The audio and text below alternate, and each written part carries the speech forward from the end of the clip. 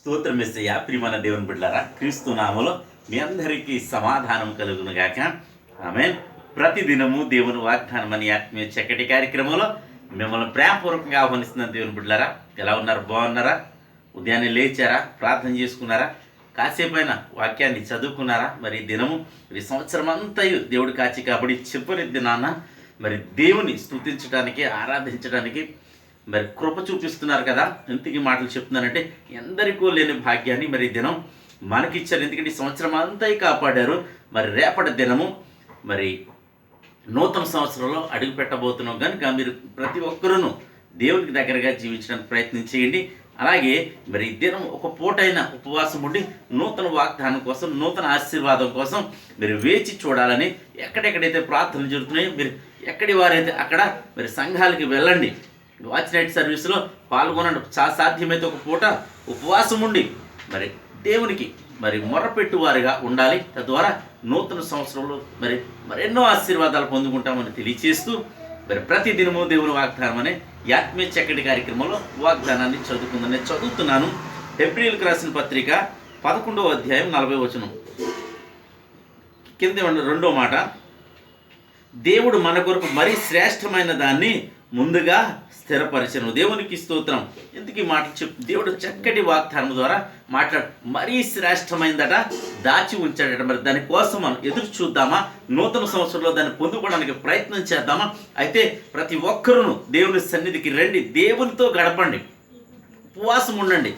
ఆయన ఉపవాసం ఉండడం, ఆయనకి దగ్గరగా జీవిస్తాం కనుక ఈ చివరి దినాన మరి నూతనమైన సంవత్సరంలో మరీ శ్రేష్టమైన ఆశీర్వాదాన్ని మరి పొందుకోవడానికి దినం ఆరోగ్యం లేదా, మరి అయితే నీ వ్యాపారం బాగోలేదా, నీ వ్యవసాయం బాగోలేదా, అన్నిట్లో లాస్ చూస్తున్నావా, మరి డౌన్ఫాల్ చూస్తున్నావేమో. అయితే ఈ నూతన సంవత్సరం రాబోతుంది, నీకు మరీ శ్రేష్టమైన ఈవిని దేవుడు అనుగ్రహించబోతున్నాడు కనుక ప్రతి ఒక్కరూ నీకోసమే సిద్ధపరిచి ఉంచాడని వాగ్దానం చేస్తున్నాడు కనుక మరి ఆ వాగ్దాన ఫలాన్ని మరి ఆనాడు ఇశ్రాయేలు పొందుకోలేకపోయారు, నీవును నేనును పొందుకుంటామనే మరి ఇవి గుణపాఠంగా మనకు ముందు రాయించి ఉంచాడు అని తెలియచేస్తున్నాను. నువ్వు ఎవరివైనాను సరే, ఎక్కడి వారివైనాను సరే, దేవునికి మరి ఈ వాగ్దానాన్ని నమ్మండి, విశ్వాసంతో మరి ఆశతో ఎదురు చూడండి. నూతన సంవత్సరంలో ఆశీర్వాదం పొందుకుంటామని, స్వస్థత పొందుకుంటామని, క్షేమాన్ని చూస్తామని దేవుడు వాగ్దానం చేస్తున్నాడు కనుక ఈ వాగ్దాన ఫలం దేవుడు మీకు అనుగ్రహించును గాక. ఆమెను ప్రార్థన చేసుకుందాం. స్తోత్రము తండ్రి, వందనాలు యేసయ్యా.